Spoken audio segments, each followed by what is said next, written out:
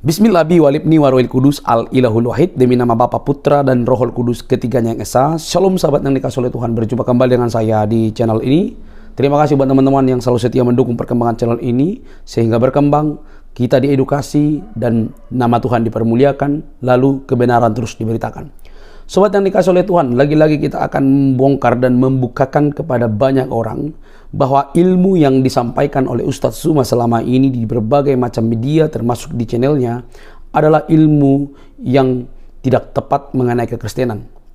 Dari debat ini, dari diskusi ini, kita akan lihat bagaimana dia mengartikan atau memaparkan pengertiannya tentang Alkitab, kekristenan, dan yang berhubungan dengan Kristen itu secara sembarangan alias liar, dan dibantah habis oleh apologetik Kristen. Hal ini cukup bagi kita semua untuk memberikan penilaian bahwa Ustadz Zuma tidak pantas untuk didengarkan ketika mengajarkan Alkitab atau yang berkaitan dengan iman kekristenan. Jangan skip teman-teman, jangan kepanasan, mari kita lihat videonya. Ini dia videonya.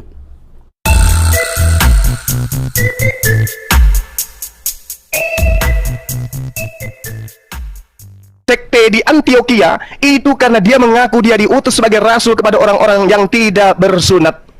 Maka jemaat pertama, orang-orang yang tidak bersunat, pemakan babi adalah Kristen, dan itu tidak ada korelasinya dengan pengajaran Yesus. Jadi ketika Yesus mengatakan waspadalah kepada serigala-serigala yang nyamar seperti domba, yang dimaksud tidak lain adalah Paulus in the gang. Silakan Anda bantah. Oke. Ya, terima kasih Pak Zuma ya. Sebenarnya saya juga mau menunjukkan bahwa seringkali Bapak Zuma dalam rautan argumentasinya itu gagal sekali berpikir dengan apa yang saya sampaikan. Kemudian merujuk dari apakah orang-orang Kristen yang di jemaat yang didirikan Yesus itu bersunat? Iya, bersunat. Ketika saya bilang ya bersunat, langsung Bapak berpikir bahwa wah, argumentasi saya sudah patah karena itu. Enggak. Sebenarnya ini hanya ketidaktahuan Anda ya. Orang Yahudi yang percaya Yesus itu tetaplah harus disunat. Karena sedangkan orang Yahudi yang percaya Yesus tidak dibebankan hukum sunat. Kisah Para Rasul 21 ayat 25. Tetapi mengenai bangsa-bangsa lain yang telah menjadi percaya, sudah kami tuliskan keputusan-keputusan kami, yaitu mereka harus menjauhkan diri dari makanan yang dipersembahkan berhala, dari darah, dari daging binatang yang mati, dan dicekik dari percabulan. Ayat 20-nya kalau kita melihat sebelum sampai kepada konklusi ini, mendengar itu mereka memuliakan Allah, lalu yang berkata kepada Paulus, saudara, lihatlah beribu-ribu orang Yahudi telah menjadi percaya, dan semuanya rajin memelihara hukum Taurat. Di ayat 22-nya, tetapi mendengar tentang engkau, bahwa engkau mengajar semua orang Yahudi yang tinggal di antara bangsa-bangsa lain untuk melepaskan hukum Musa. Bangsa lain untuk melepaskan hukum Musa. Bapak harus mengerti ya, bahwa ketentuan sunat itu diberikan kepada yang memang diteruskan dari Abraham, kemudian berakhir di orang-orang Yahudi dari kedua belas suku Israel ini sebagai bentuk perjanjian mereka. Kemudian selanjutnya dikatakan sebab engkau menyatakan supaya mereka jangan menyunatkan anak-anaknya dan jangan hidup menurut adat istiadat kita. Jadi kita harus mengerti teman-teman bahwa hukum sunat ini adalah hukum yang only berlaku bagi orang-orang Yahudi. Tapi karena Yesus menyatakan pergilah jadikanlah semua bangsa muridku, baptislah mereka di dalam nama Bapa, Putra dan Roh Kudus. Artinya hukum Yahudi ini tak berlaku lagi bagi dunia ini. Itu berlaku bagi mereka aja. Bagi dunia ini tidak berlaku lagi hukum sunat karena mereka sudah disunatkan melalui kematian Kristus. Inilah relevansi yang saya katakan. Saya tetap konsisten dalam argumentasi saya. Saya tidak mau gagal berpikir ya. Nah, ketika Yesus menyatakan baptislah semua orang di dalam nama Bapa, Putra, Roh Kudus, kemudian juga Paulus. Jadi Paulus ini bukan bertentangan dengan Yesus. Ini ya harus yang diperhatikan ya teman-teman. Paulus ini menginjil bagi dunia. Karena di ayat 21 dikatakan bahwa di antara bangsa-bangsa lain dan Yahudi dan bangsa-bangsa lain yang melepaskan hukum Musa. Artinya bangsa-bangsa lain itu tidak terikat dengan hukum Musa. Inilah mengapa orang Yahudi itu sangat fanatik dengan orang-orang di bangsa lain. Artinya memang hukum Israel yang sangat ketat ini, yang tadinya perlakuan hukum Taurat ini tidak berlaku lagi bagi bangsa lain. Makanya orang Kristen yang non-Yahudi itu tidak perlu disunatkan. Itu argumentasi yang pertama. Argumentasi yang kedua, mengapa orang-orang Yahudi atau pada masa ketika Yesus mendirikan jemaatnya yang adalah Petrus sang batu karang itu, mereka adalah orang-orang bersunat. Argumentasi yang pertama itu karena mereka adalah orang Yahudi. Kemudian orang yang kedua, argumentasi yang kedua agar itu tidak menjadi batu sandungan atas pemberitaan mereka. Paulus dengan jelas menegaskan bahwa Timotius itu haruslah disunat, gitu ya, karena agar karena si Timotius ini ibunya seorang Yahudi, teman-teman, yang telah menjadi percaya gitu. Sedangkan ayahnya itu seorang Yunani ya, Yunani, sehingga menurut hukum Yahudi, Timotius itu termasuk orang Yahudi. Ini, jadi karena keyahudian mereka lah, mereka itu diwajibkan untuk bersunat, gitu. Jadi orang yang di luar Yahudi, non Yahudi, tetapi Injil juga diberikan kepada mereka, karena Yesus menyatakan bahwa Injil itu harus diberitakan kepada seluruh dunia, ya maka itu tidak berlaku gitu, karena karunia keselamatan ini diberikan bagi semua orang gitu. Jadi penafsirannya penafsirannya itu harus relevan, jangan dikait-kaitkan yang satu dengan yang lain dan hanya untuk mengukuhkan asumsi kita gitu. Itu prinsip hermeneutika Kristen, itu jelas dalam hal ini gitu ya. Jadi sebenarnya tidak ada yang bertentangan gitu, Pak Juma. Silakan. Baik. Ya. Saya ulangi dengan narasi Anda yang begitu panjang. Saya mau tanya kepada saudara, menurut Yesus, Injil mana yang harus diberitakan kepada semua bangsa muridnya? Jawab. Apa yang mereka saksikan itu? Semua. Injil, bukan Injil Lukas, Injil Markus, Matius, Yohanes, Surat Paulus. Injil itu bukan satu establishing karena belum ada kanonisasi. Oke, Ya. berarti dengan kata lain bukan kitab saudara. Dengan kata lain, bukanlah kitab saudara yang Yesus perintahkan untuk diberitakan. Catat itu. Ya, karena memang itu belakangan dikanonkan. Ya, saya setuju. Oke, sip. Anda sudah akui, bagus. Nah, sekarang gini, ketika saudara mengatakan Taurat itu tidak berlaku untuk bangsa lain lagi, emang Taurat itu pernah berlaku untuk bangsa lain? Memang nggak pernah. Taurat itu untuk Bani Yakob. Jadi Yesus mati di atas tiang salib untuk membatalkan hukum Taurat untuk Kristen, itu nggak nyambung. Yesus datang membatalkan hukum Taurat di atas tiang salib untuk Kristen, nggak nyambung. Efesus 2 nomor 15, dengan matinya Yesus, dia telah membatalkan hukum Taurat beserta segala ketetapan yang ada di dalamnya. Itu nggak nyambung itu. Kenapa Paulus mengajarkan itu? Orang Farisi ini mengajarkan itu. Kenapa? Karena target sasarannya adalah orang-orang yang tidak bersunat. Target sasarannya adalah orang-orang pemakan babi. Mohon maaf. Target sasarannya adalah penyembah-penyembah dewa. Siapa itu? Kekaisaran Romawi Yunani. Itu target sasarannya. Sehingga hukum Torah yang berat itu menurut pandangan orang Roma dan Yunani kudu harus batal dulu baru diterima oleh mereka. Makanya pernyataan Paulus itu jelas. Jadi kalau Anda mengatakan Taurat tidak berlaku lagi untuk bangsa lain, Bung, Anda belajar di mana? Hukum Taurat itu untuk Bani Israel, bukan untuk non-Israel. Maka sekarang, hai orang Israel, dengarkanlah ketetapan dan peraturan yang kuajarkan kepadamu untuk dilakukan supaya kamu hidup. Ini untuk orang Israel. Jangan kau menambahi, jangan kau mengurangi. Ulangan 4, satu perikop Anda baca, Anda nggak nyambung di situ. Kemudian ulangan 6, inilah perintah, yakni ketetapan dan peraturan yang kuajarkan kepadamu atas perintah Tuhan Allahmu yang dilakukan di negeri di mana kamu pergi untuk mendidikinya, supaya seumur hidupmu engkau, anak cucumu takut akan Tuhan, berpegang pada segala ketetapan yang dan perintahnya yang disampaikan kepadamu, supaya lanjut umurmu. Maka dengarlah, hai orang Israel. Tak ada itu, Bang. Taurat itu untuk Bani Israel. Kalau Anda kurang yakin, silakan Anda baca di dalam Ulangan 33. Hukum yang ada untuk Bani Yakub saja, bukan untuk Anda. Jadi kenapa Yesus mati untuk Anda? Apa hubungannya? Kalau Yesus datang untuk membatalkan dalam perspektif Anda menggenapi, kenapa untuk Anda? Anda sopo? Di dalam di Ulangan 33 dijelaskan, Musa telah memerintahkan hukum Taurat kepada kita, satu milik bagi jemaah Bani Yakub. Anda Bani Yakub?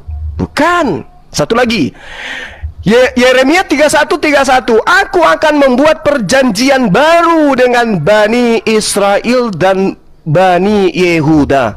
Anda Bani apa? Hah? Bukan Anda. Jadi ngapain Yesus mati di atas tiang salib untuk Anda? Ngapain? Tujuannya untuk membatalkan hukum Taurat. Iya, berarti Yesus untuk Bani Israel, bukan untuk Anda. Kalaupun dia dipaksakan untuk mati sebagai persembahan kepada dewa, dia dipersembahkan untuk Bani Israel, bukan untuk Anda.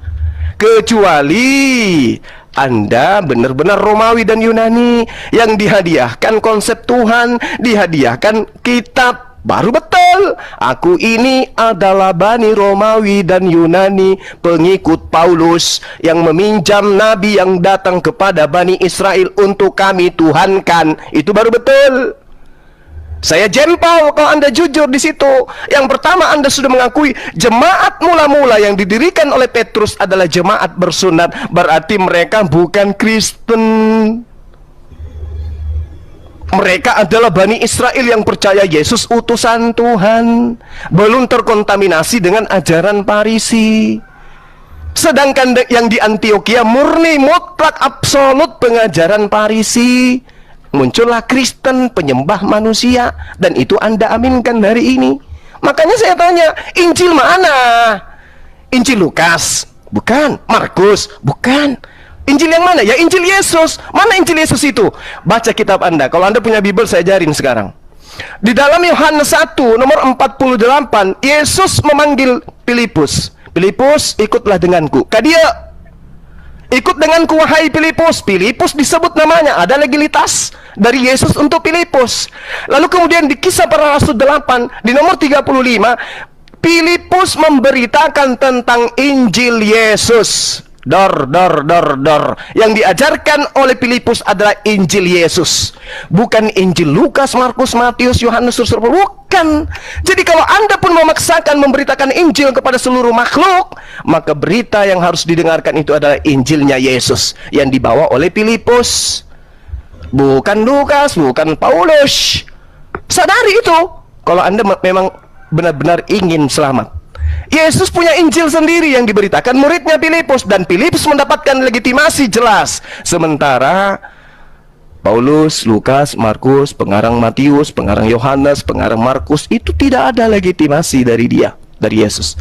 Sementara sumber firman, bahkan kalian mengatakan firman itu adalah sang firman, itu adalah Yesus. Sang firman memberikan legitimasi kepada Filipus, bukan kepada penulis Injil Anda. Jadi Injil Anda itu bukan yang harus diberitakan ke seluruh dunia. Simpan itu di peti, cari Injil Filipusnya, beritakan kepada dunia. Disitulah yang benar. Injil Filipus masih ada sisanya. Yesus menikah dengan istrinya Maria. Silakan. Oke. Terima kasih Pak Juma. Ya, saya ini ya sudah cukup mendengarkan tadi ya apa yang disampaikan. Saya mau bantu yang pertama dulu. Tadi Pak Juma menyatakan berkaitan dengan Taurat itu untuk orang Yahudi. Ya, kita buka Lukas 16 ayat 16. Lukas ya. Hukum Taurat dan kitab para nabi berlaku sampai kepada zaman Yohanes. Dan sejak itu kerajaan Allah diberitakan dan setiap orang menggagahinya berebut memasukinya. Yang pertama. Yang kedua, Matius 11 ayat 13. Sebab semua nabi dan kitab Taurat bernubuat hingga tampilnya Yohanes. Jadi Lukas, Matius itu relevan bahwa Taurat itu hanya berakhir dan berlaku sampai di masa Yohanes. Oke, jadi di sini kita bisa melihat bahwa Matius itu memberi penjelasan lebih jelas dengan menempatkan kata mereka bernubuat itu berakhir hingga tampilnya Yohanes Pembaptis tentang kesaksian kebenaran yang akan datang di dalam Kristus. Dengan demikian kita mengerti bahwa Taurat itu dan nubuat-nubuat para nabi dalam Perjanjian Lama berakhir pada saat tampilnya nabi terbesar, yaitu Yohanes Pembaptis, ya. Dengan tanda kematian Yesus di kayu salib berlaku hukum Kristus, hukum kasih. Ini saya sudah tegaskan dari awal bahwa hukum Kristus itu adalah dua hukum. Hukum Taurat itu terikat pada 613 hukum. Gitu. Jadi yang 613 itu sudah tidak berlaku lagi. Kenapa? Karena para nabi pun itu semua bersaksi dan akan bernubuat tentang Dia yang akan datang. Yang di dalam Lukas yang saya bacakan tadi, berakhirnya nubuat tentang kesempurnaan yang akan datang itu telah selesai. Diakhiri di dalam masa kenabian Yohanes Pembaptis. Itu sudah selesai sampai di sana. Yang nantinya akan didatangi oleh Sang Firman itu yang menjadi manusia, di mana Sang Kristus itu sendiri Sang Firman itu yang menyatakan diri Bapa di dalam dirinya. Hal ini juga kita bisa melihat di dalam Efesus 2 ayat 15, bahwa dikatakan di sana bahwa sebab dengan matinya manusia, ia sebagai manusia, maksud saya, ia telah membatalkan hukum Taurat, ya, dengan segala perintah dan ketentuannya untuk menciptakan keduanya menjadi satu manusia baru di dalam dirinya, dan dengan itu mengadakan damai sejahtera. Jadi kalau banyak polemikus yang menuduh bahwa Paulus itu menyatakan bahwa hukum Taurat itu dibatalkan, sedangkan Yesus itu menggenapi, artinya konklusinya bahwa Yesus itu dengan Paulus itu bertentangan. Tidak. Kenapa? Jelas ditegaskan oleh Lukas bahwa hukum Taurat itu berakhir mengenai pewahyuannya dan peraturannya itu sampai kepada zaman Yohanes. Itu yang pertama. Jadi ayat ini sudah membantah argumentasi dalam perspektif kekristenan, ya. Maksud saya bahwa Bapak menyatakan Taurat itu akan berlaku selama-lamanya. Tidak. Ya, tidak. Karena orang Yahudi, karena Lukas ini ditulis sama Lukas, dia itu orang Yahudi. Jadi kalau dia itu orang Yahudi, tidak mungkin dia punya perspektif bahwa kalau memang hukum Taurat itu berlaku sampai selama-lamanya, tidak merujuk kepada nubuatan yang akan datang di dalam kesempurnaan Yesus Kristus. Ini mereka tidak akan menyaksikan ini. Kalau kita merujuk kepada hukum dwi ganda saksi, kesaksian ini benar adanya, karena Lukas juga menyatakan demikian, Matius juga menyatakan demikian, kemudian juga dikonfirmasi di Efesus. Ini jelas urgensinya. Kemudian yang kedua, mengenai Injil gitu ya. Tadi Bapak menyatakan bahwa Injil itu di Filipus. Kenapa di Filipus itu tidak diakui, sedangkan di Filipus itu Yesus itu katanya menikah bla bla bla dan lain-lain. Kenapa kalian tidak memberitakan Injil yang dari Filipus aja? Inilah keterbatasan literasi, bahwa arti kitab Injil itu adalah kabar baik. Memang saya harus mengakui, ya saudara, saya tidak mau menafikan bahwa kata Injil itu merupakan arabisasi untuk kata Yunani Evangelion gitu. Jadi artinya adalah kabar baik kalau kita buat ke seluruh Indonesia. Matius 4 ayat 23. Yesus pun keliling ke seluruh Galilea. Ia mengajar dalam rumah-rumah ibadat dan memberitakan Injil kerajaan Allah serta melenyapkan segala penyakit dan kelemahan di antara bangsa itu. Ingat ya, kita harus mengkonsentrasikan antara kondisi orang Yahudi pada saat itu dengan apa yang dilakukan Yesus. Perspektif dan juga sudut pandang orang Yahudi yang dalam hal ini adalah mereka Yahudi tentunya, teman-teman, karena murid-murid Yesus itu ya orang-orang Yahudi, ya. Makanya dikatakan di dalam Markus 1, maksud saya itu di mana ya? Lukas 4 ayat 43. Tetapi ia berkata kepada mereka, juga di kota-kota lain aku harus memberitakan Injil kerajaan Allah, sebab untuk itulah aku diutus. Jadi kalau Bapak Juma tadi bilang Injil itu keselamatan itu hanya bagi orang Israel, itu salah besar. Literasinya kurang itu, ya. Jadi ketika kitab Injil Matius itu menuliskan Yesus memberitakan Injil, artinya Yesus itu memberitakan kabar baik. Sedangkan Injil-Injil yang diberitakan oleh para rasul, ini penerusan ya. Injil-Injil yang diberitakan oleh para rasul adalah kabar baik yang sama tentang apa yang diberitakan Yesus. Meskipun memang Yesus itu selalu menekankan kepada perspektif dan budaya pada saat itu mengenai pernyataan dirinya sendiri secara implisit. Tetapi di perjanjian baru, artinya para murid yang bersaksi tentang pemberitaan Kristus itu memberikan penjelasan yang lebih clearus artinya. Jadi lebih jelas tentang siapa Kristus itu sebenarnya. Jadi Injil kerajaan Allah itu yang diberitakan Yesus Kristus itu adalah sentralitasnya berada di dalam Yesus Kristus, tetapi para rasul dan para murid menegaskan itu lagi.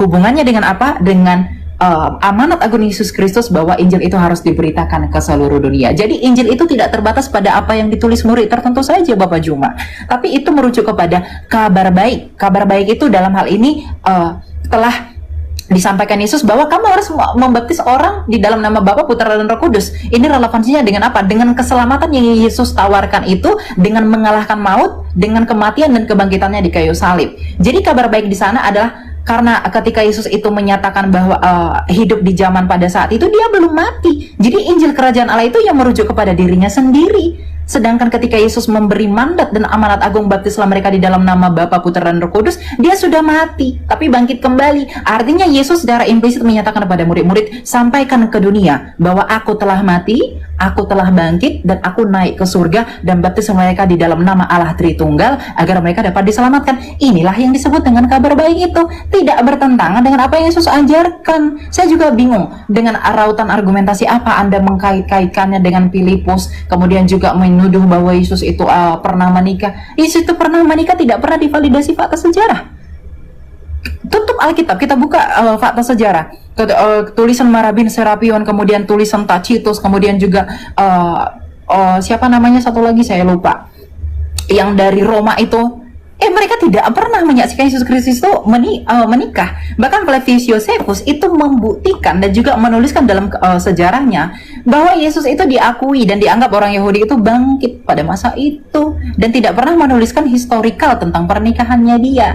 Jadi Injil itu merujuk kepada kabar baik, terlepas dari bagaimana memang perspektiva dari budaya pada bangsa itu.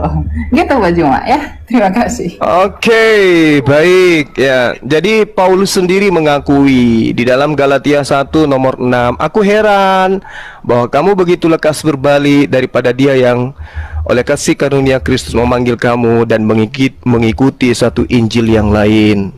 Ya. Jadi saudara harus memahami bahwa dari zaman Paulus aja Injil-Injil itu sudah bertebaran. Banyak Injil yang kemudian ada pada masa itu. Sehingga ketika saudara mengatakan bahwasanya Injil yang Anda maksud adalah yang diberitakan kabar gembira, Paulus yang menorehkan catatannya sendiri mengatakan bahwa banyak Injil lain, ya, banyak Injil lain yang ada pada masa itu. Bukan hanya kitab saudara yang sekarang ini mencari jalan untuk membatalkan hukum-hukum yang datang kepada Bani Israel. Saudara dengan entengnya mengatakan bahwasanya hukum Taurat itu hanya berlaku pada masa Yohanes sampai masa Yohanes. Itu maunya Anda. Ilmu Anda itu Anda dapatkan dari mana? Dari Lukas. Lukas iki sopo? Anda mengatakan Lukas ini orang Yahudi. Data Anda dari mana? Lukas aja dari namanya itu adalah nama orang Roma. Oke? Dan tidak ada catatan yang mengatakan bahwa Lukas itu orang Yahudi. Tidak. Lukas itu jelas oleh tradisi Kristen sendiri menduga dia berasal dari Antioquia, Syria, dan dia berdarah Yunani. Lalu ketika saudara mengatakan dia orang Yahudi, ilmu dari mana Anda dapatkan itu? Ya, ilmu dari mana? Lukas itu tidak dikenal oleh Yesus. Ya. Nah, lalu kemudian ketika Anda mengatakan hanya sampai kepada Yohanes, berarti Anda menyelisih pernyataan Yesus. Di dalam kitab saudara sendiri menerangkan, Yesus berkata bahwa hukum Taurat itu lebih mudah langit dan bumi lenyap daripada setitik dari hukum Taurat itu batal. Mana yang benar ini? Pengakuan Yesus atau pengakuan Lukas? Yang mana yang benar? Sementara Yesus sendiri, sabar. Yesus sendiri mengatakan demikian. Terus di dalam kitabnya orang Yahudi terkait dengan Taurat, itu dijelaskan, janganlah kau menambahi, jangan kau mengurangi. Jadi jangankan batal, dikurangi aja tidak bisa. Ilmu Anda dari mana? Hanya ingin melegalkan ajaran Farisi, kemudian Anda mengatakan bahwa hukum Taurat itu berlaku hanya sampai di Yohanes saja. Berarti ada pengurangan. Sementara perintah Tuhannya jangan kau menambahi, jangan kau mengurangi. Dan sampai hari ini orang Yahudi masih ada. Sedangkan Injil yang diberitakan kemudian oleh Filipus jelas adalah Injil Yesus. Tidak pernah mengatakan Injil Lukas, Injil Markus, nggak ada. Yang diberitakan oleh Filipus ini adalah Injilnya Yesus. Injil Yesusnya mana? Tidak ada. Kenapa tidak ada? Karena sejatinya Kristen itu bukan pengikut Yesus, tapi pentuhan Yesus yang muncul pertama kali kemudian di Antioquia. Jadi ketika kemudian dikatakan hukum Taurat itu berlaku hanya sampai Yohanes, itu datanya dari siapa? Dari Lukas sendiri. Sementara Lukas juga yang mencatat, Yesus sendiri mengatakan bahwasanya lebih mudah langit dan bumi lenyap daripada setitik dari hukum Taurat itu batal. Lebih mudah. Nah, terus kenapa bisa batal? sementara langit dan bumi itu lebih mudah hilang daripada hukum Taurat. Apa logikanya yang bisa dipakai selain daripada doktrin dan dogma? Oh, nggak berlaku lagi. Apa alasannya? Sementara Yesus mengatakan lebih mudah langit dan bumi lenyap daripada setitik dari hukum Taurat. Nah, sekarang saya ingin bertanya kepada saudara, Injil Filipus, Injil yang diberitakan Filipus yang adalah Injil Yesus itu apa itu? Apakah kitab saudara atau bukan? Silakan. Oke, saya jawab dari awal dulu ya sebelum sampai ke Filipus agar sistematis ya. Tunggu dulu Bu Michael. Ya, Kenapa? izin ya Burunda. Host, mana ada lagi Oten yang mau naik? Silakan. Ada Oh, iya, satu. silakan. Ya, mana tahu ada saudara-saudari kita yang dari Kristen, silakan naik ya. Itu Bang Host, Ya. Bang Host, atau Bang Angel. Ya, silakan Bu Michael. Oke. Siap. Saya mau jawab beberapa argumentasi yang disampaikan tadi ya. Saya tidak menyatakan kalau si Lukas itu orang Yahudi ya, enggak. Mungkin kesalahan bahasa, enggak, saya juga tidak mengakui dia orang Yahudi. Tapi kalau masalah Bapak Juma tadi merujuk dari apa yang saya sampaikan bahwa Injil itu, maksud saya hukum Taurat itu selesainya di zaman Yohanes, itu karena tulisan Lukas. Bapak juga jangan melupakan bahwa Matius juga mencatat itu. Ya, Matius 11 ayat 13 juga menyatakan sebab semua nabi dan kitab Taurat bernubuat hingga tampilnya Yohanes.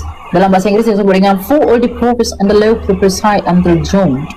Jadi sampai di situ ya. Jadi Matius ini orang Yahudi. Jadi kalau Bapak tadi menggunakan argumentasi itu tidak dari orang Yahudi, salah. Matius itu anak Alpheus, itu orang Yahudi dari Galilea. Meskipun dia memang pemungut cukai dari kota Kapernaum ya, karena dia diunjuk jadi penarik pajak kerajaan Romawi gitu. Jadi memang tidak hanya, ini yang saya katakan bahwa tidak hanya Matius saja yang menyaksikan bahwa Yesus Kristus itu bahwa hukum Taurat itu selesai, tapi juga dikonfirmasi oleh Lukas dan juga nanti konfirmasinya validasinya ada di Efesus gitu. Nah, kemudian tentang satu iota, saya mengerti bahwa mungkin Anda tidak belajar literalitnya ya, translinearnya, jadi kita tidak bisa memahami itu dari bahasa Indonesianya. Meskipun memang untuk orang-orang yang belajar itu bisa melihat dari bahasa Indonesianya, tetapi tetap juga merujuk kepada arti aslinya ya. Bentar, saya minum dulu. Di Matius 5:17 tadi seakan-akan Bapak Juma itu mengkontraskan bahwa sedangkan Matius yang bilang bahwa itu berhenti di zamannya Yohanes, sedangkan Matius juga yang bilang bahwa karena aku berkata kepadamu sesungguhnya selama belum lemah langit dan bumi ini satu iota atau satu titik pun tidak akan ditiadakan dari hukum Taurat sebelum semuanya terjadi. Ya, kita belajar ya teman-teman dalam hal ini ya. Satu iota atau satu titik pun tidak akan ditiadakan dari hukum Taurat sebelum semuanya terjadi. Saya akan beri edukasi tentang hal ini. Banyak memang pendapat dengan menggunakan ayat dalam Matius 5 ayat 18 tadi menyatakan bahwa Taurat itu berlaku selamanya, sebagaimana yang disampaikan Bapak Juma dalam hal ini ya, bahwa itu selamanya, tidak ada pembatalan gitu. Satu iota atau satu titik pun ditiadakan, namun biasanya pendapat yang seperti itu mengatakan ini mengabaikan frasa yang terdapat pada ayat itu. Jadi saya menyimpulkan Bapak Juma terindikasi hal ini, yaitu frasa sebelum semuanya terjadi gitu. Padahal frasa inilah kunci untuk memahami ayat tersebut. Untuk mengerti makna dalam Matius 5 ayat 18 itu, sebaiknya juga kita harus membaca ayat-ayat sesudahnya tentang iota yang dipermasalahkan. Karena Bapak Juma kan sangat menekankan ya, memberi negasi khusus bahwasanya nggak ada itu hukum Taurat dibatalkan gitu. Tapi mari saya bantu untuk memahami ini terkait dengan hubungan dengan hal-hal yang akan segera digenapi Yesus Kristus dalam pelayanannya di dunia ini ya. Jadi untuk itulah ia berkata satu iota pun tidak akan dibatalkan dari semuanya terjadi. Makanya baca kitab suci itu harus melihat konteksnya. Jangan diambil yang satu kemudian dibuang yang satu, itu nggak boleh. Gitu. Ini prinsip penafsiran kitab suci, karena kitab suci itu Injil itu bukanlah kitab yang turun dari langit, yang artinya secara absolutely, secara extremely kita terima sebagai sebuah kebenaran, gitu ya. Dan satu iota itu tidak akan dibatalkan sebelum semuanya terjadi. Maksud dari semuanya terjadi ini adalah berkaitan dengan hal-hal yang digenapi pada kematian dan juga kebangkitan Kristus. Mari kita baca, misalnya di Matius 5 ayat 18 ya. Karena aku berkata kepadamu, sesungguhnya selama sebelum lenyap langit dan bumi ini, bentar, ini HP saya agak ini. Satu iota atau satu titik pun tidak akan ditiadakan dari hukum Taurat sebelum semuanya terjadi. Iota dalam bahasa saya tidak perlu bawa Ibrani ya, karena saya juga tidak terlalu ahli di sana. Tapi titik iota itu garis kecil yang dalam Ibrani ini sering boleh saja dihilangkan. Jadi pada masa ini menunjukkan kepada keabadian Taurat itu. Ya, sampai sini kita setuju dengan Pak Juma dalam hal ini. Tapi kata ditiadakan itu berarti adalah kata yang sama dengan lenyap. Hal ini bisa kita bandingkan dengan Matius 24 ayat 34 sampai 35 untuk melihat relevansinya dengan Matius 5:16, bagaimana konsistensi Matius menggunakan kata-kata tersebut. Ya, jadi kata yang digunakan di sana yang dalam bahasa Yunani disebut dengan padarkoma itu sama-sama dipakai. Jadi enggak bakal ada. Kita tidak akan bisa membenarkan argumentasi bahwa oh itu kan berlaku hanya untuk itu. Kenapa di yang lain tidak berlaku? Itu tidak berlaku ya. Itu tidak bisa dipakai. Maka kita bisa tarik kesimpulan bahwa pada masa ini tidak akan ada yang dilenyapkan dari firman yang tertulis di dalam Perjanjian Lama sampai semua yang dinubuatkan dalam Perjanjian Lama tentang Mesias sudah terjadi. Dengan begitu artinya sepenuhnya sudah menjadi nyata. Kita bisa lanjut ke ayat 19. Karena itu siapa yang meniadakan salah satu perintah hukum Taurat sekalipun yang paling kecil dan mengajarkannya demikian kepada orang lain, ia akan menduduki tempat yang paling rendah dalam kerajaan sorga. Ini menunjukkan bahwa Yesus itu sedang berusaha mengkontraskan posisi Taurat dengan apa yang akan datang. Tetapi siapa yang melakukan dan mengajarkan segala perintah-perintah hukum Taurat, ia akan menduduki tempat yang tinggi di dalam kerajaan sorga. Lebih jelasnya kita harus melihat bagaimana Jesus itu menekankan kingdom of heaven. Wuziva the four soul Greek one of the last commandments and the soul teachment so he called be called the least in the kingdom of heaven. Itu jelas ya. Jadi ayat ini memperluas prinsip dari apa yang digenapi dengan datangnya Kristus. Jadi satu iota itu Bapak Juma tidak merujuk kepada ke 613 itu tidak akan pernah batal. Gitu ya. Itu yang kedua. Kemudian tentang Injil, makanya kita perlu belajar bahasa aslinya teman-teman agar tidak salah tafsir dengan hal ini. Tangga Injil Filipus. Ya, kita itu di kekristenan itu secara resmi menganggap bahwa Injil Filipus itu merupakan Injil Gnostik ya. Itu juga disebut dengan naskah apokrifa Perjanjian Lama. Nah, kita perlu verifikasi ini dan juga melakukan duplikasi berkaitan dengan standar yang digunakan untuk melihat kebenaran ajaran itu. Tentunya juga dengan kritik-kritik dan juga kritik teks dan juga melihat padanannya dengan faktor budaya, karena memang kekristenan itu lahir dari sejarah gitu. Injil Filipus itu melihat sakramen baptisan yang dilakukan kekristenan itu tidaklah benar. Itu yang salahnya. Tapi sesungguhnya adalah baptisan yang spiritual gitu.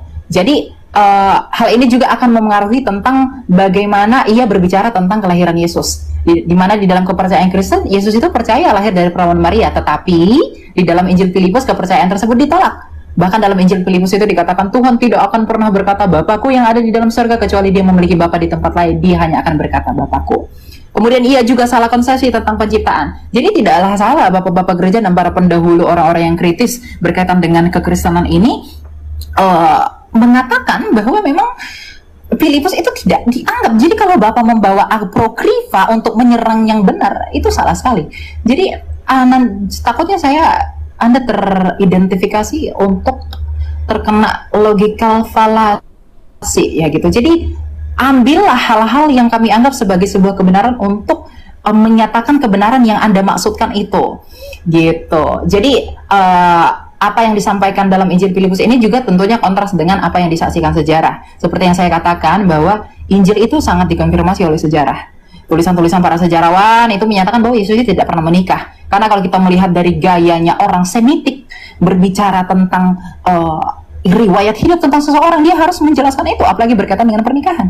Tapi sayangnya sejarawan yang berasal dari kalangan itu tidak menyatakan demikian, gitu. Jadi jadi nggak usah curhat, kita kembali ke tema, nggak usah curhat kemana-mana. Itu. Jadi gini, Shalom, selamat siang. Anda mencoba menarasikan. Bentar dulu Bang Juma. Tolong Anda buktikan dulu, baik menurut Al-Quran maupun kitab-kitab lain di mana tertulis Yesus menikah. Monggo silakan. Kalau nggak ada, Anda penistaan. Monggo silakan. Saya gini Bang Juma. Tunggu. Tadi Anda menarasikan Yesus menikah di kitab Filipus. Yang jadi pertanyaan saya, di mana di Al-Quran bahwa Yesus menikah? Soalnya gini, Muhammad dalam Al-Quran dijelaskan semua siapa saja istri-istrinya yang mau dia nikahi. Ada turun ayat untuk membantu itu. Nggak masuk akal kalau ibaratnya Nabi Isa menikah, nggak ada ceritanya di Al-Quran. Sementara di Al-Quran diceritakan Isa membuat dari burung aja diceritakan, semua diceritakan, tapi mengenai pernikahannya tidak diceritakan. Tolong tunjukkan. Kalau tidak, Anda menista. Oke, terserah Anda. Silakan Anda laporkan. Bukan, tolong tunjukkan dulu pernyataan Anda. Tadi Anda bilang menikah. Anda diam. Kamu mau berdiskusi atau tidak? Kalau nggak kamu diam. Iya, diskusinya kita berbagus. Anda diam. Tunjukkan dalil. Anda diam. Jangan tunjukkan dalil. Jangan buat kesesatan. Tunjukkan dalil. Anda tentukan waktu kita bahas itu. Oke? Siapapun dari kalian akan saya lumat habis. Paham? Tidak usah terlalu sombong kali. Ya. Sekarang kita masuk ke dalam pengajaran Yesus. Anda mencoba untuk menarasikan ajaran Kristen untuk membantah ajaran Yesusnya. Oke, sah-sah saja. Anda hebat di dalam membangun narasi. Torah itu batal. Karena apa? Memang itu tujuan Kristen. Anda didukung oleh pengajaran-pengajaran Farisi untuk menyatakan itu. Yes. Tetapi tolong Anda hargai kitabnya orang Yahudi ini yang mengatakan jangan kau menambahi, jangan kau mengurangi. Anda tidak bisa membatalkan kitabnya orang dengan membawa narasi dari Farisi, nggak bisa. Bahkan Yesus sendiri, kalau Anda percaya bahwa itu adalah ucapan Yesus, jelas sekali dikatakan dalam kitabnya, Hos ean aunleis Meanton enton nauton ton alasistion kai de dase hauston taus anthropos elaxitos kelextetai ente pasilei. Artinya apa? Tidak boleh barang siapa yang meniadakan, membatalkan setitik meskipun yang paling terkecil. Coba. Lantas Anda kemudian mengatakan, oh sebelum disalib saya katakan mohon maaf, saya harus mengatakan maaf, 1000 maaf. Anda tidak belajar dengan logika sehat Anda, hanya iman. Yesus mengatakan apa di sana? Tidak akan menempati tempat, dia akan menempati tempat yang terendah. Dia akan menempati tempat yang hina di dalam kerajaan langit ketika dia membatalkan setitik pun, meskipun yang paling terkecil. Kata siapa? Kata Yesus. Oh, Anda akan larikan sebelum semua terjadi. Apa semua terjadi itu? Sebelum saya disalib. Wow. Penyaliban Yesus itu tidak ada takarannya di dalam pengajaran Taurat. Penyaliban Yesus itu murni takarannya adalah ajaran paganisme. Taurat di dalam takarannya penebusan dosa sebagai korban penghapus salah itu binatang, bukan manusia, apalagi Tuhan. Anda mencoba untuk menyelisih ajaran Yesus dengan menambah-nambahkan sebelum aku disalib, sebelum aku mati di atas tiang salib. Bung, itu ajaran dari Roma. Coba Anda baca Filipi 5 nomor 2. Yesus mempersembahkan dirinya sebagai persembahan yang harum untuk Theos. Theos mana yang menginginkan persembahan manusia? Anda tidak akan pernah bisa temukan. Tuhan yang benar tidak pernah minta persembahan manusia kecuali dalam hal ujian kepada Abraham, dan itu pun Tuhan menggantikan dengan binatang. Di agama Anda persembahan penebus dosa itu manusia. Lalu kemudian Anda mengatakan inilah penghapusan daripada hukum Torah sampai hanya Yohanes. Oleh karena itu Yesus harus mati di atas tiang salib sebagai penggenapan itu semua. Penggenapan itu bukan pembatalan, Bung. Penggenapan itu adalah penyempurnaan. Yesus datang menyempurnakan hukum Taurat itu. Apakah penyempurnaan hukum Taurat dengan membunuh anak manusia di atas tiang salib? Itu ajaran paganisme, ya. Tapi ajaran Torah, kita berbicara mengenai ajaran Taurat. Di mana Tuhan mengatakan akan berhenti hukum Taurat itu hanya kepada Yohanes, itu di mana? Tidak ada pengajaran itu, kecuali pengajaran yang muncul kemudian 300 tahun kurang lebih setelah pengesahannya di konsili, barulah kemudian hal itu Anda benarkan. Dan Anda mengajarkan ajaran ini karena diajarkan oleh Barat kepada Anda. Bukan orang Yahudi yang mengajarkan itu. Orang Yahudi mana, tradisi mana, kitab apa di tengah-tengah mereka yang mereka jadikan acuan bahwa hukum Tuhan yang datang kepada kita sudah selesai pada saat pengarang kitab Yohanes mengatakan itu, ketika pengarang Lukas mengatakan itu. Dan Anda salah tadi, itu bukan kitab Matius, Anda belajar lagi. Yang mengatakan itu adalah kitab Lukas. Anda asal bicara saja, tapi Anda tidak memahami data yang sesungguhnya. Jadi saya katakan sekali lagi kepada saudara, Yesus sendiri mengatakan, siapa yang meniadakan hukum Taurat meskipun yang paling terkecil, dia akan menempati tempat terhina di langit. Apa itu? Neraka. Makanya kalian diusir oleh Yesus. Enyahlah daripadaku kalian semua pembuat kejahatan. Siapa yang tidak membuat kejahatan? Yang melakukan kehendak Bapa. Apa kehendak Bapa? Hukum Taurat. Jadi siapa yang tidak melakukan hukum Taurat, berarti mereka tidak berlaku berdasarkan atas kehendak Bapa. Siapa yang tidak berlaku kehendak Bapa, dia diusir. Kemana? Ke neraka. Mana dalilnya? Matius 13:50. Baca itu. Tak ajarin, ambil pulpen, catat. Ya, Anda boleh menarasikan agama Anda, silakan. Oh, berlata-lata, berapi-api Anda menjelaskan. Tapi yang Anda jelaskan itu untuk kemudian menyanggah ajarannya Yesus adalah pengajaran orang Farisi. Ya percuma. Anda didukung ajaran Farisi. Wah, dengan berbagai macam narasi yang Anda bangun, tapi membantah dengan ajaran Farisi, menghantam ajaran Yesus. Nggak bisa. Yesus sendiri mengatakan, barang siapa yang meniadakan setitik pun dari hukum Taurat meskipun yang paling terkecil, maka dia akan menempati tempat terendah, tempat terhina di dalam kerajaan langit. Siapa itu? Kristen. Kristen membatalkan itu semua dengan pola yang diajarkan oleh orang Farisi. Bagaimana dengan Tuhannya sendiri? Jangan kau menambahi, jangan kau mengurangi, agar kamu hidup. Barang siapa yang menambah mengurangi, dia mati. Masih kurang. Jadi Anda kemudian membantah pengajaran Yesus. Jangan kau menyangka aku datang untuk meniadakan, aku datang untuk menggenapi. Menggenapi itu bukan berarti menghilangkan, membatalkan. Menggenapi itu artinya kalau dia 9 digenapi menjadi 10, berarti semakin banyak, semakin sempurna, bukan malah semakin hilang.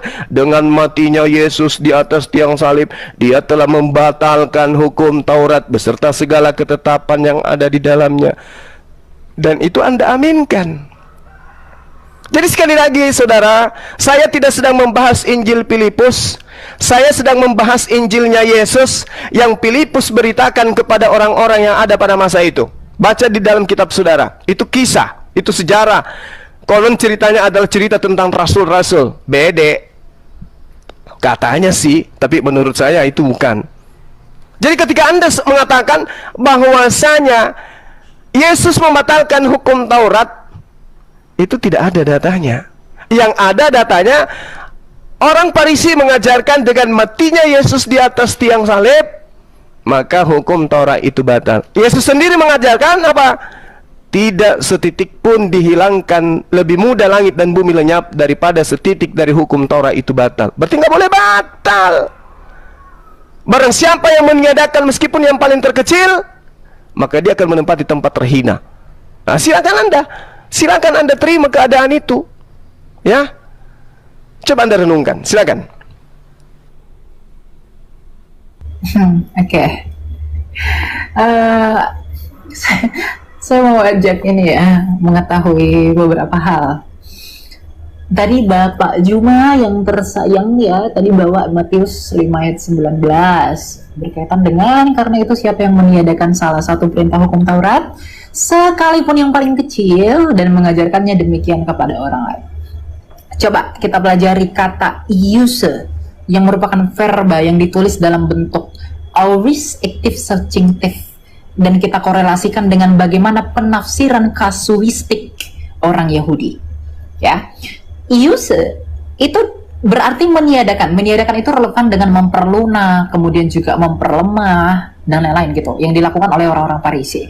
Dan kita mengikuti perspektif mereka. Bagaimana penafsiran mereka yang saya katakan tadi itu sifatnya itu kasuistik. Mereka membuat hukum Taurat itu dapat gampang dilaksanakan karena memperlemah dan memperlunak kuasa moral hukum Taurat itu. Maka mereka disebut dengan menduduki tempat paling rendah, menduduki tempat yang paling tinggi. Artinya secara harfiah itu disebut tak berarti. Itu penafsiran kasuistik, ya. Sebaliknya, Yesus itu menyatakan bahwa yang melakukan dan mengajarkan segala perintah-perintah hukum Taurat, ia akan menduduki tempat tinggal, ya tempat yang tinggi, ya, tempat yang tinggi di dalam kerajaan surga. Segala perintah yang merujuk kepada apa yang dinyatakan Yesus itu merujuk kepada hukum Taurat di Perjanjian Lama, dan hal-hal yang segera menyusul, yakni rumusan Kristus yang lebih dalam tentang hukum Taurat yang menunjukkan kepada penggenapan sesungguhnya. Kita bisa bandingkan ini misalnya dalam Matius 5 ayat 38, Matius 22, kalau nggak salah pokoknya di antara ayat 34 sampai ayat 34, dan Yesus Kristus itu merujuk kepada dirinya yang akan segera mengajarkan kegenapan Taurat, dan revitalisasi yang ia rumuskan itu menjadi hukum kasih. Hal ini kita bisa lihat di dalam ayat 20 misalnya di Matius 5. Saya tidak keluar dari konteksnya meskipun tadi Pak Juma membawa narasi lain, tapi nanti saya akan jawab itu, ya. Di Matius 5:20 itu dikatakan bahwa maka aku akan berkata kepadamu, jika hidup keagamaanmu tidak lebih benar daripada hidup keagamaan ahli-ahli Taurat dan orang Farisi, sesungguhnya kamu tidak akan masuk ke dalam kerajaan surga. Kita bisa melihat ini padanan yang saya katakan tadi, bahwa kebenaran yang ada di sana itu lebih tepat daripada hidup keagamaan. Jadi kebenaran itu lebih tepat daripada hidup keagamaan. Ini urgensi kekristenan. Ya, jadi lebih benar bukan berarti lebih besar.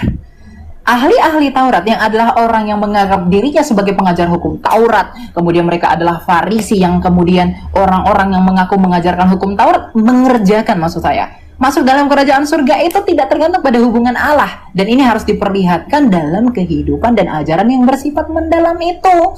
Ini yang Yesus revitalisasi.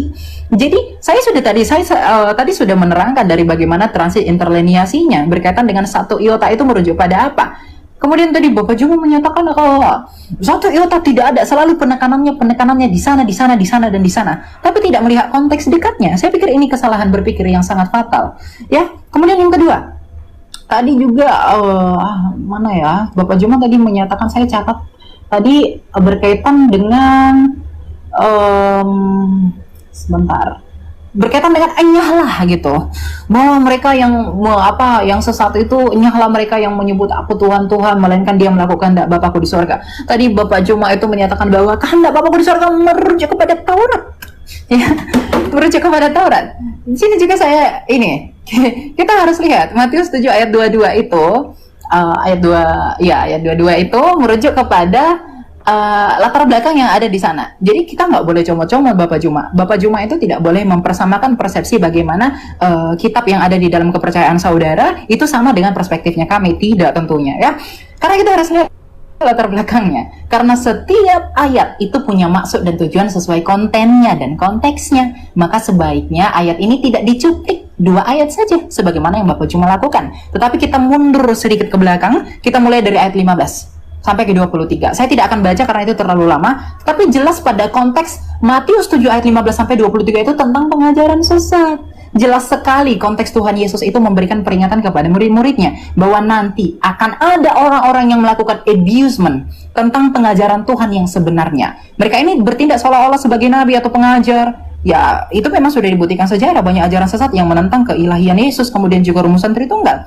Meskipun dalam perspektif kekristenan hal ini merupakan hal yang dimaksud kepada apa yang dirujuk oleh Yesus Kristus, gitu. Hal ini pula dinegasikan oleh Yesus Kristus di dalam Matius 24. Jadi seperti yang kita temukan bagaimana kepalsuan itu banyak tentang nabi-nabi palsu yang bersaksi dan lain-lain, itu merujuk kepada hal pengajaran sesat yang disampaikan Yesus. Jadi kehendak Bapa di surga itu tidak merujuk kepada kamu harus melakukan hukum Taurat. Karena kalau dengan demikian maka kontradiksilah isi yang disampaikan Matius ini dengan Matius juga yang menyatakan bahwa semuanya sudah berakhir ketika zaman Yohanes. Karena di dalam Matius 11 ayat 13 Matius buka sendiri Matius 11 ayat 13. Matius berbicara sebab semua nabi dan kitab Taurat bernubuat hingga tampilnya Yohanes. Jadi tidak mungkin Yohanes memperkarakan dan menyatakan dua hal yang berbeda dan kontradiksi kalau memang Anda menafsirkannya demikian. Jadi sebenarnya itu adalah penafsirannya itu ya harus holistik. Jadi tidak ambil satu kemudian buang yang lain. Gitu. Jadi apa yang dimaksudkan Pak Juma dalam hal ini dalam rangka menuduh kekristenan, ketika kekristenan itu datangnya dari Paulus, tidak sesuai dengan ajaran Yesus, kemudian juga tidak sesuai dengan apa yang disampaikan Matius, ayat Alkitab itu kontradiksi. Kekontradiksian itu saya pikir lahir dari ketidakmengertian kita tentang konteks dan budaya orang Yahudi pada saat itu. Dan kemudian juga berkaitan dengan kata yang Bapak Juma sampaikan tadi tentang yang siapa yang melakukannya itu mendapat tempat paling hina. Kita harus memahami bahasa mereka, karena bahasa mereka itu bukan bahasanya orang Indonesia yang dengan mudah bisa dapat dimengerti, karena sangat kompleks. Bahasa Semitik itu sangat kompleks gitu. Jadi demikian Pak Juma. Oke, saudara harus memahami lebih jauh. Kitab Anda itu bukan bahasa Semitik, itu bahasa Yunani, bahasa Greek. Ya, jadi Anda jangan mengatakan bahasa yang ada dalam kitab saudara itu harus dipahami berdasarkan dengan rasa bahasa Semitik. No, itu bukan bahasa Semitik, bahasa Yunani, bahasa Yunani. Nah, kemudian ketika Anda membawa Matius, Anda mengatakan kontradiksi dong ya. Wajar kontradiksi. Toh penulis Matius itu bukan si Lewi, murid Yesus, bukan. Apa pembuktiannya? Baca Matius 9 nomor 9. Setelah Yesus pergi dari situ, Yesus melihat seorang yang bernama Matius duduk di rumah cukai. Lalu ia berkata kepadanya, ikutlah aku. Maka berdirilah Matius lalu mengikuti dia. Bukti bahwa pengarang kitab Matius bukan Matius murid Yesus. Itu satu. Jadi kalau mendapatkan kontradiksi, ya wajar, namanya juga bukan firman Tuhan. Lalu kemudian Anda mencoba menarasikan Matius 7, Bung. Matius 7 nabi palsu itu bisa dilihat dari buahnya. Baca satu perikop. Kalau Anda mengutip-ngutip katanya, Anda yang harus membaca satu perikop. Dari buahnya itu jelas. Apa buah dari pengajaran nabi palsu? Memanggil Yesus Tuhan, bermujizat dengan menggunakan nama Yesus, mengusir setan dengan menggunakan nama Yesus, bernubuat dengan menggunakan nama Yesus. Itulah buah pengajaran nabi palsu. Agama mana itu? Agama Anda. Dari mana Anda mendapatkan agama Anda? Dari orang Farisi. Kepada siapa Yesus minta agar diwaspadai? Orang Farisi. Paulus orang mana? Orang Farisi. Tokoh dari mana? Dari Kristen. Di mana dituliskan? Kisah Para Rasul 23 nomor 6. Masih kurang datanya? Oke, saya tambahkan kalau gitu. Di dalam kitab saudara jelas sekali ketika saudara mengambil Matius 5 nomor 20. Maka aku berkata kepadamu, jika hidup keberagamaanmu tidak lebih benar, apakah Kristen dengan mempersembahkan manusia sebagai korban penebus salah, penebus dosa itu benar daripada dibandingkan bagi ajaran Yahudi? Tidak.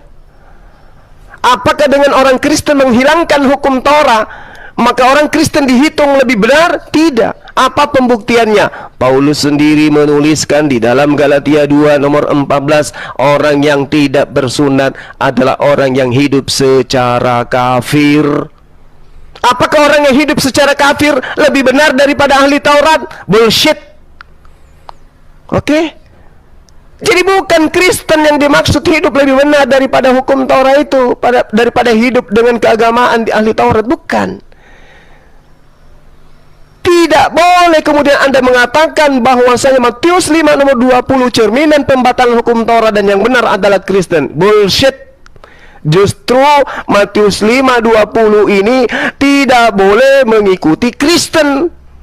Saya bacakan ayatnya supaya Anda paham. Maka aku berkata kepadamu, aku Yesus, jika hidup keagamaanmu tidak lebih benar daripada orang Farisi yang hidup dalam ahli Taurat, dan tidak lebih benar dari orang-orang Farisi, sesungguhnya kamu tidak akan masuk ke dalam kerajaan surga. Berarti ada kehidupan yang harus lebih benar daripada orang Kristen.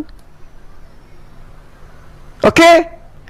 Paulus ini orang Farisi, pendiri agama Kristen, harus hidup beragama yang lebih baik dari agama yang diajarkan Farisi, yaitu Paulus, yaitu Kristen. Harus. Itu yang Anda harus paham. Jadi tidak ada pembatalan hukum Taurat di dalam pengajaran orang Israel, termasuk Yesus. Nggak ada. jika hidup keberagamaanmu tidak lebih baik dari orang Farisi, artinya dari agama yang didirikan oleh orang Farisi, maka kamu tidak akan masuk ke dalam surga. Nah, ini data di dalam kitab saudara yang dicatat oleh orang yang menuliskan tentang Yesus bertemu dengan Matius, tapi dia bukan Matius. Tolong dipahami itu dengan baik. Kemudian ketika saudara mengatakan bahwa hukum Taurat itu berlaku hanya kepada Bani Israel, apakah hanya sampai kepada Yohanes saja? Terus apa hubungannya dengan Kristen? Yesus datang untuk Bani Israel. Yesus berpesan kepada ke-12 muridnya agar jangan ke bangsa lain. Yesus meminta hanya ke bangsa muridnya. Semua bangsa yang dimaksud adalah bangsa muridnya. Apa pembenarannya? Lihat di dalam Yosua yang saya katakan tadi. Yosua 10 jelas sekali dikatakan di sana, nomor 21. Pulanglah seluruh bangsa itu kepada Yosua. Berarti seluruh bangsa yang dimaksud adalah 12 suku bangsa Bani Israel. Anda tidak punya kapling di sana, Bung. Jadi sekali lagi saya katakan, saya kembalikan kepada tema yang tadi, bahwasanya Yesus datang kepada Bani Israel, mengajarkan Bani Israel untuk tidak meninggalkan hukum Taurat. Hukum Taurat tidak boleh ditambah dan tidak boleh dikurangi. Hukum Taurat adalah perjanjian Tuhan kepada Bani Israel dan juga Bani Yehuda. Tidak ada coupling untuk Kristen di sana. Demikian.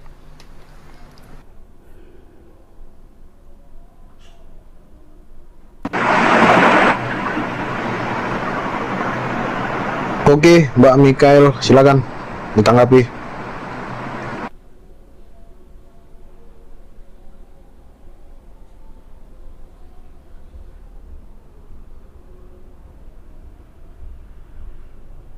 Cek Mikael. Michael. Oke, silakan. Oh, ini ada nggak suara? Iya, ada. Silakan ditanggapi, Mbak. Saya boleh ikutan bicara nggak, Bro? Oh, Pak Maliki lah. Iya. Oke, dari mana, Pak? Saya Kristen. Iya, oke. Boleh, silakan. Boleh ditambah ya, Pak, silakan. Oke.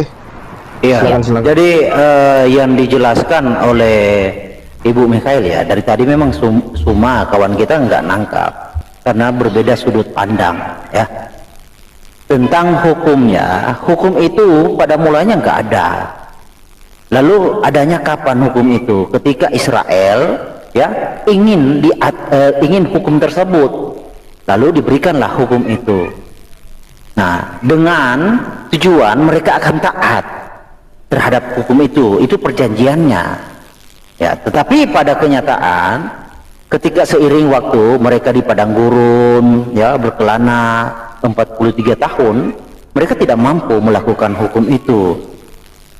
Jadi yang dimaksud oleh Kristus tentang hukum Taurat ya itu digenapi, itu jauh sudah terbilang ketika Yakub ya, ayahnya ya, orang-orang Israel ya, Yakub disebut Israel.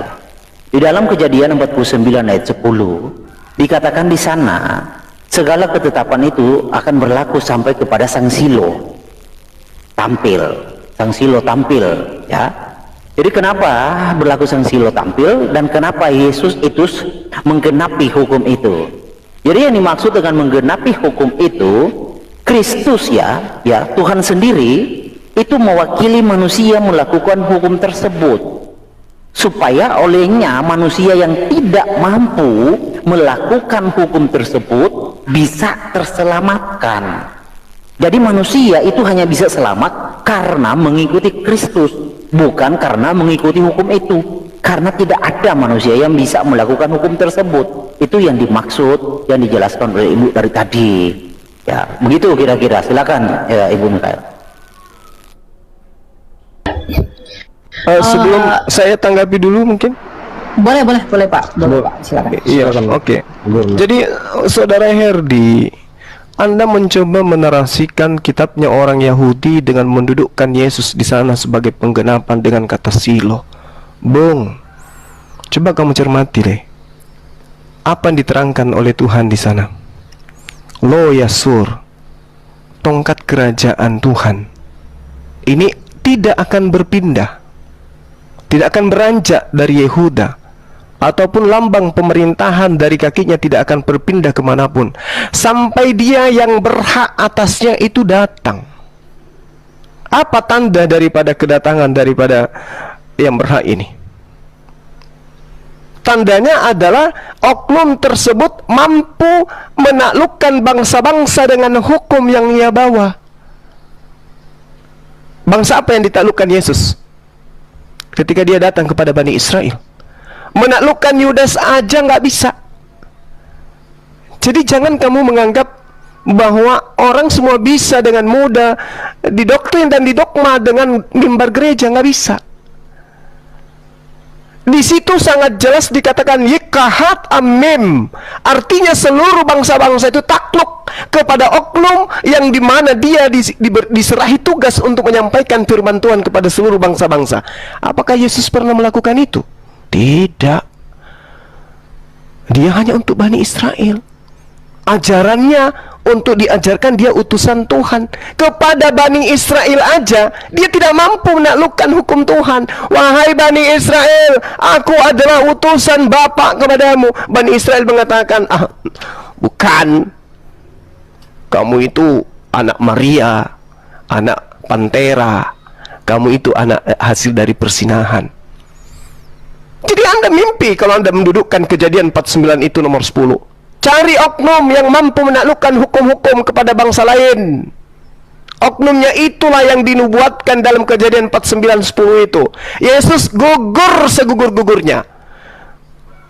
Ya, dia datang untuk Bani Israel. Berhasil? Tidak. Itu Saudara Herdi, supaya Anda pelajari lagi. Silakan. Oke, saya tanggapi ya. Maaf, saya potong dulu ya Pak. Pak, mohon maaf. Bang Rido, tolong dinaikin itu suara terpental itu tadinya. Bang Rido, monitor. Bang Yuansa. Oke, dilanjut Pak. Oke. Jadi mungkin Suma lupa baca ayat 11-nya ya. Tongkat kerajaan tidak akan beranjak dari Yehuda ataupun lambang pemerintahan dari antara kakinya sampai dia sang Silo datang yang berhak atasnya, ya, yang berhak atasnya. Maka kepadanya akan takluk bangsa-bangsa. Ini sinkron dengan Yesaya 42 bahwa ia akan memaklumkan, memeteraikan hukum bagi bangsa-bangsa. Begitu yang terjadi kepada Yesus yang menggenapi. Ya, kalau Anda mau bertanya, Yesus menguasai dunia? Iya, dia menguasai. Ya, Yesus menguasai bukan hanya bangsa-bangsa, ya, maut pun dikuasai, kawan. Jadi dia dalam konotasi menguasai dunia, semua manusia yang mau bertobat percaya kepadanya selamat. Itu bukti bahwa dia mampu memberikan keselamatan kepada semua orang. Itu bukti. Kalau you berbicara tentang penguasaan seperti raja, di dalam pemahaman Yahudi itu ada dua sudut pandang, Mesias bin Yosef dan Mesias bin Daud. Seperti yang terjadi urutannya, Yosef hadir duluan baru Daud, ya kan? Yosef hadir dulu, ya, Yusuf hadir dulu baru Daud hadir. Nah, demikian juga rencana Tuhan terjadi atas manusia. Jadi dia datang dalam tipologi Ben Yosef. Ben Yosef seperti yang terjadi kepada Yusuf. Dia dijual, dia disesa, dia tidak disukai oleh saudaranya. Demikian terjadi kepada Yesus. Itu. Lalu kapan dia menjadi Mesias Ben Daud? Seperti yang dipahami perkasa. Nah, di dalam tipologi itu Tuhan kasih contoh kepada manusia. Hei manusia, Mesias itu akan seperti Daud dan Saul. Ketika Daud dilantik menjadi raja, Saul itu masih menjadi raja atas Israel. Itu tipologinya. Jadi ketika Daud dilantik oleh Nathan menjadi raja atas Israel, Saul masih menjabat sebagai raja. Nah, Daud belum bisa menjadi raja secara totalitas, tetapi sudah dilantik menjadi raja. Demikian Kristus Yesus. Ketika dia hadir 2000 tahun yang lalu, dia sudah dilantik sebagai raja. Kapan Yesus akan menjadi raja secara totalitas atas alam semesta? Ketika kerajaan dunia ini selesai atau akhir zaman. Itu sama seperti ketika kerajaan Saul berakhir disitulah Daud menjadi raja secara totalitas atas Israel. Demikian Yesus akan seperti itu. Gitu. Jadi Yesus itu adalah keturunan dari Yehuda, ya, bukan dari jalur lain. Jadi di sini sebenarnya tidak imbang dalam diskusi ini, kawan-kawan. Seakan dari sedikit, jangan dipotong. Tidak imbangnya gimana? Karena dari sudut pandang kawan-kawan, tidak satupun memenuhi kriteria untuk bisa layak untuk ikut serta, kecuali dari kawan-kawan itu ada garis keturunannya dari Yehuda, baru bisa dianggap layak. Kalau nggak ada ya percuma, kawan. Oke. Ya, lanjut. Saya tanggapi, Bung. Pak Juma, Yes. Pak Juma. Sabar, Bang. Saya tanggapi dulu, Saudara Herdia. Habis ini baru Saudara masuk. Ya, selain saya ya, soalnya saya mau ada ini lagi. Silakan, lanjut. Oke. Bung, Anda tidak akan bisa meloloskan Yesus, nggak akan pernah bisa. Dia nggak layak untuk duduk menjadi raja, karena dia keturunan Yoyakim. Itu kena sumpah dia tuh. Anda baca Yeremia, biar Anda paham. Yeremia 30. Nah, sehingga ketika Anda mencoba mengambil data di dalam Yesaya 42 sebagai penggenapan Kejadian 49 nomor 10, Anda akan semakin jauh ketinggalan di sana. Kenapa? Tuhan harus disenangkan. Resata nafsi jiwaku sebagai Tuhan harus disenangkan. Kenapa? Karena saya menempatkan ajaranku, semangatku, ideku, gagasanku ke atas hambaku itu. Sehingga dia mengatakan apa? Natatiruhi Allah mesfat, tentang keadilan.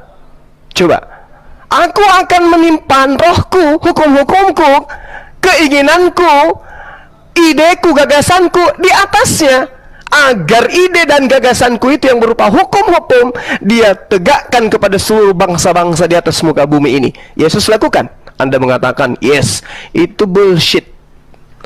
Yesus tidak bisa menundukkan Bani Israel. Bahkan dia menurut saudara dibunuh di atas tiang salib. Nanti diserongkan lagi. Oh, itu untuk persembahan yang harum kepada Theos. Apa nyambungnya? Yang datang ini, yang ada padanya semangat Allah, rohi, yang datang dariku, kata Tuhan, dia akan menaklukkan hukum-hukumku kepada seluruh bangsa. Yesus menaklukkan hukum apa rupanya? Dia mati.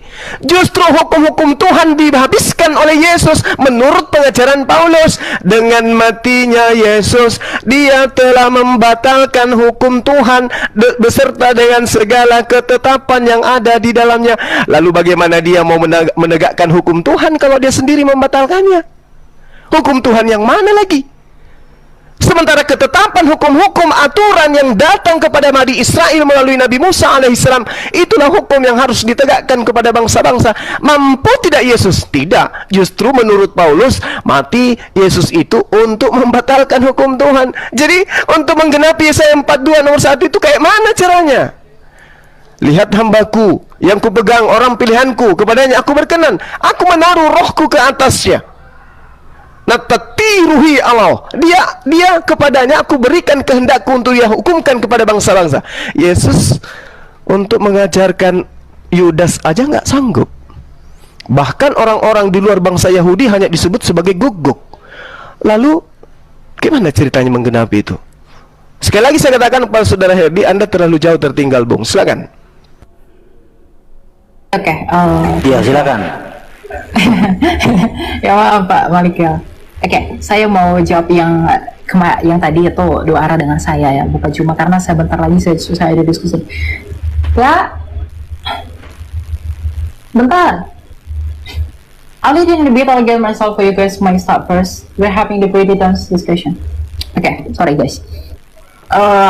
Tadi Bapak Juma menyatakan bahwa sebenarnya keselamatan itu diberikan hanya kepada orang Yahudi gitu ya. Tapi sebenarnya tidak demikian. Karena Kristus itu melegitimasi. Karena itu pergilah, jadikanlah semua bangsa muridku dan baptislah mereka dalam nama Bapa, Anak dan Roh Kudus. Jadi sehebat apapun Bapak Juma merajut argumentasi bahwa itu hanya untuk Yahudi dengan penafsiran yang salah dengan ayat yang Bapak bawakan tadi, dengan tafsirkan yang salah itu, tentunya tidak demikian. Karena rasul-rasul itu juga menegaskan apa yang dirujuk pada Kristus ini. Karena setiap orang yang percaya kepada Yesus itu memperoleh justification and sanctification. Di dalam dua hal itu, makanya Yesus mengatakan bahwa semua bangsa, tidak bangsa Israel. Ketika mungkin Bapak menyatakan bahwa tadi oh dia aku diutus hanya untuk domba-domba Israel gitu. Kemudian ketika kita berhadapan dengan Matius 28 ayat 19, itu mungkin akan terkesan konotatif negatif, bahwa hal ini terlihat bahwa waduh kenapa ini bertentangan gitu. Sebenarnya tidak. Itulah pentingnya mengapa saya katakan perlu memerhatikan konten dan juga konteks dari ayat tersebut. Jadi memang Injil itu diberikan ke seluruh dunia karena orang yang kepada umat yang diberitakan itu mereka menolak itu. Jadi nanti makanya dalam penafsiran hermeneutika akhir zamannya Kristen dalam eskatologi itu disebutkan bahwa nanti setelah genap dulu semua orang di seluruh dunia yang di luar Yahudi masuk kepada kekristenan, artinya tergenapi menjadi orang pilihan, kemudian nanti akan menyusul dari bangsa Israel itu sendiri. Yang tadinya mereka yang terdahulu, kemudian mereka menjadi yang terakhir. Yang tadinya orang yang di luar itu terakhir, mereka menjadi yang terdahulu. Itu yang dinyatakan oleh firman Tuhan. Kita bisa melihat ini dalam 1 Korintus 9, 24, 25, sama 27. Oke? Kemudian berikutnya, aku ingin menegaskan kembali tentang Taurat tadi ya. Karena Bapak Juma sangat menekankan lagi-lagi dan berkali-kali berkaitan dengan satu tidak akan dihilangkan gitu. Saya lebih baik menyarankan belajar prinsip kasuistik dalam pemahaman orang Ibrani, dalam pemahaman orang Yahudi, gitu, agar kita tahu translinernya itu artinya apa dari satu iota yang saya maksudkan tadi. Apa sebenarnya arti satu iota sebelum semuanya terjadi itu tidak akan dihapuskan, gitu. Lagi dan lagi saya menekankan kepada bahwa kita itu tidak boleh menafsirkan di luar daripada konteksnya. Oke, kemudian yang berikutnya ini yang terakhir ya. Bentar, saya tadi Pak Juma juga sempat menyinggung berkaitan dengan inilah yang membuktikan bahwa itu Injil yang dibawakan oleh Paulus dengan Yesus itu berbeda gitu. Saya sebenarnya sudah memberi argumentasi yang sangat mendalam berkaitan dengan apa sebenarnya yang dimaksud dengan Injil itu ya. Karena memang kekristenan itu mengakui bahwa Yesus itu merupakan sentralitas dari keselamatan itu yang dapat didapatkan hanya melalui perkabaran Injil itu saja, gitu. Jadi apa yang dikabarkan oleh para murid itu sentralitasnya kepada Yesus Kristus, sedangkan Yesus Kristus memberikan muara dan juga inisiasinya, gitu. Jadi kalau tadi ditafsirkannya bahwa oh tidak, keselamatan itu hanya untuk Israel, kamu jangan pede. Saya pede karena Yesus berkata semua bangsa. Jadi kita menjadi pede. Keselamatan itu dianugerahkan bagi dunia. Karena begitu besar kasih Allah akan dunia ini sehingga ia mengaruniakan anaknya yang tunggal. Apakah dunia ini hanya dipenuhi oleh orang Israel? Kan tidak. Kemudian juga ucapan Yesus tadi berkaitan dengan relevansinya terhadap ayat tersebut. Ini tidak kontradiksi, tapi penafsirannya harus diperhatikan. Karena mereka itu menggunakan majas-majas dan bahasa orang-orang Semitik yang khas dengan pola pikir dan juga cara berbicara orang itu. Gitu. Ya, mungkin itu yang bisa saya sampaikan teman-teman. Thank you banget buat Baik teman-teman yang dikasih oleh Tuhan, kita sudah mendengarkan dari awal hingga akhir. Terpujilah nama Tuhan dan kiranya Injil terus diberitakan supaya orang yang mendengar tentang kebenaran dimerdekakan mereka dari kegelapan sehingga mereka menjadi umat pilihan dalam Kristus Yesus yang olehnya mereka diselamatkan dan akhirnya mereka dapat memberitakan perbuatan-perbuatan besar Allah dari kehidupan mereka. Satu tanggung jawab yang harus kita terus doakan dan terus pikul dan doakan supaya pertanggungjawaban iman kita itu kepada orang-orang yang sering menyalahpahami tentang iman kita itu terus berlanjut. Kenapa? Karena hal itu diperintahkan oleh Tuhan, tetapi dengan cara yang lemah lembut dan sopan, dan itulah yang dipraktekkan oleh apologetik Kristen yang barusan kita dengar. Mestinya demikianlah untuk menjawab segala sesuatu yang disodorkan yang berdasarkan kebutaan. Mengapa demikian? Karena lawan atau orang yang kita hadapi saat berdebat itu adalah orang-orang yang buta tetapi merasa sok mengerti tentang keyakinan orang lain. Nah, ini yang menjadi masalah. Kenapa? Harusnya orang-orang atau semua orang itu lebih mendengarkan penjelasan dari orang Kristen mengenai kitab suci orang Kristen. Tetapi alhasil selama ini yang kita saksikan adalah bahwa ada banyak para polemikus justru lebih sibuk membahas Alkitab dan kekristenan dibandingkan kitab suci mereka. Lalu mereka digandrungi seorang guru atau seorang ustadz, seorang mualaf, lalu mereka berbangga-bangga ria di channel mereka. Itu yang memancing kekeseruan sampai detik ini. Kenapa? Karena tidak ada lagi batasan-batasan. Semua serba bisa dibahas, tetapi ketika mereka dibahas justru kepanasan. Nah, terkait dengan semua itu teman-teman, dari video yang barusan kita dengarkan ya, ini hanya satu pesan tapi sangat penting untuk teman-teman ketahui. Dari penjelasan atau argumentasi dan diskusi yang barusan kita putar, itu cukup dari semua video yang bisa saya bukakan kepada teman-teman yang pernah berhadapan dengan Ustadz Zuma.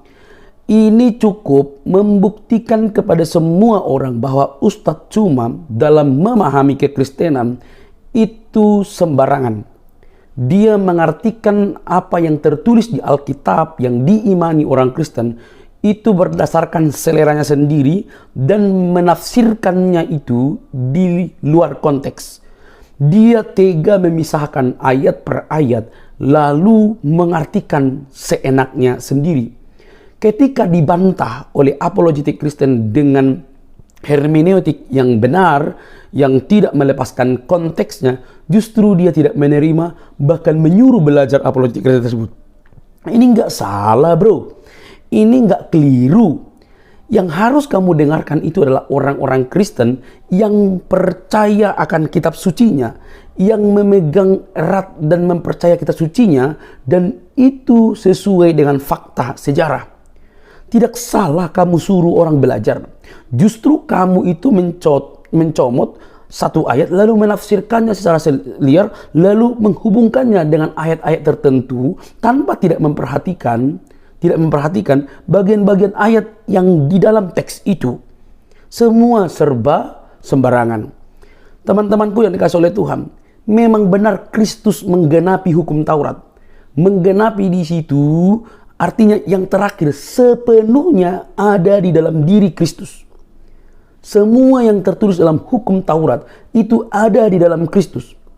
Kalau kamu percaya kepada Kristus, cukup itu maksudnya. Cukup. Nah, itulah yang membuat orang-orang Yahudi itu tidak senang kepada Yesus. Karena mereka sangat terikat dengan hukum Taurat. Tetapi di saat yang sama, Yesus datang dan mengatakan dia menggenapi hukum Taurat. Dia yang terakhir dan tidak ada lagi setelah Yesus. Dia yang terakhir sebagai penggenapan atas hukum Taurat. Dan di dalam dia ada keselamatan itu. Kamu harus tahu bahwa ketika umat Yahudi, orang Israel menuruti hukum Taurat, tujuannya supaya mereka diselamatkan. Tetapi mereka itu gagal, maka semua digenapkan di dalam diri Yesus. Itu yang tertulis dalam Injil, teman-teman. Jadi kalau Zuma tidak memahami itu ya wajar, tapi kenapa disuruh orang belajar? Ini yang keliru. Nah, jadi fakta ini cukup membuktikan Anda semua orang tidak layak menjadikan Zuma sebagai sumber untuk mengajar tentang iman Kristen. Jadi kalau selama ini di channel-channelnya dia membahas tentang Kristenan, mempertanyakan segala macam, itu semua pasti sudah amburadul. Dan yang terakhir, teman-teman, dia sengaja memakai Injil apokrif Filipus sebagai tolak ukur untuk menilai yang sudah terkanon. Ini kan keliru. Bagaimana mungkin sesuatu yang ditentang yang merupakan itu apokrif Injil bidat sesat dijadikan untuk mengukur sebagai tolak ukur untuk membantah yang kanon yang sudah real luar biasa. Ini cara berpikirnya itu kurang nyambung begitu ya, teman-teman. Jadi teman-teman boleh memberikan argumentasi yang baik tapi tidak menentang hal-hal yang sudah ditetapkan gitu loh. Jadi kalau kita misalnya belajar tentang sejarah Indonesia merdeka, masa kita bilang sejarah Indonesia merdeka itu yang paling real yang tahun ini dibandingkan pada tahun 45? Kan terbalik semua, teman-teman. Nah, inilah cukup bukti kepada kita semua bahwa kalaupun terjadi selama ini kekisruhan sampai sedetik ini ya, yang sangat panas, berarti itu karena ulah daripada Ustadz Zuma dan teman-temannya yang selalu membahas Alkitab sesuka hati mereka, teman-teman. Itu makanya saya selalu suarakan bahwa kalau memang tidak siap ditanya tentang iman kalian, tidak suka dibahas iman kalian, ya jangan membahas iman kekristenan. Kalau soal tentang kata Allah, kata dan lain sebagainya, katanya dicomot-comot, kita sudah mendengar banyak ustadz terpercaya, Buya Sakur dan lain sebagainya. Bahkan mereka dengan tegas berkata bahwa apa yang dituliskan dalam Quran itu ada di semua di dalam Alkitab. Artinya apa? kita bisa melihat yang terlebih dahulu itulah yang paling tua, yang kemudian ya jawab sendirilah teman-temannya. Jadi kalau kita mau real dan kita mau jujur bahwa keyakinan kita itu semua orang mengatakan keyakinannya benar. Tetapi saya percaya dan saya bersyukur Kristus datang untuk semua orang tanpa terkecuali. Itu saja, tidak ada yang lain. Kristus yang adalah Injil yang sejati itu menjadi manusia untuk menyelamatkan kita dari dosa. Oke teman-teman, semoga kita cerdas, jangan baperan, jangan kepanasan. Mari terus beredukasi, buktikan bahwa iman kita itu sesuai fakta sejarah. Sampai di sini teman-teman video saya, jangan lupa untuk mendukung dengan cara subscribe, like, comment, dan share. Sampai ketemu di video selanjutnya. Bye-bye.